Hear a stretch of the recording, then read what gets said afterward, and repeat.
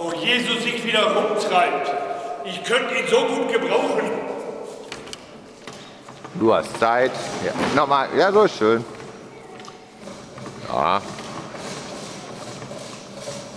Über den roten Teppich, mit dem Rücken an den Altar.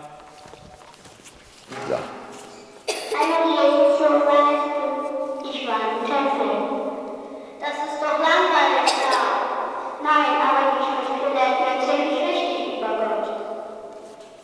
Jesus, wo bist du? Ich brauche deine Hilfe. Geh lieber wieder zu deinem Vater, sonst gibt's doch Ärger. Nein, mein Vater schimpft mich, wenn ich ihm sage, dass ich mich auch um meinen anderen Vater kümmern muss. Ich habe nur einen Vater. Ich habe einen tollen Vater hier auf der Erde. Das ist Josef, aber ich habe auch einen Vater, der unser aller Vater ist. Das ist Jakob. Junge, komm, hilf mir echt, ich muss noch ein Haus bauen.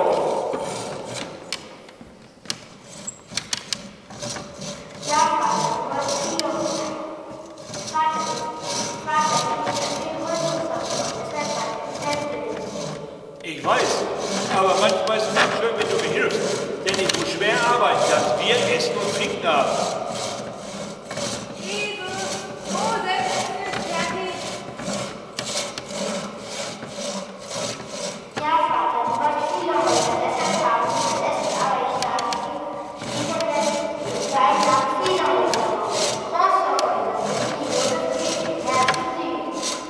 Warum? Weil du mich hast bauen lassen. Josef, komm endlich. Der Hirsebrei wird kalt. Mama hat Junge, nicht. lass uns gehen. Mutter ist geduldig, aber auch irgendwann platzt ihr der Kragen.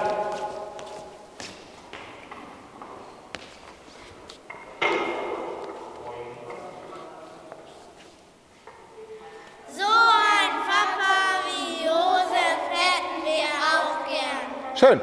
Gut.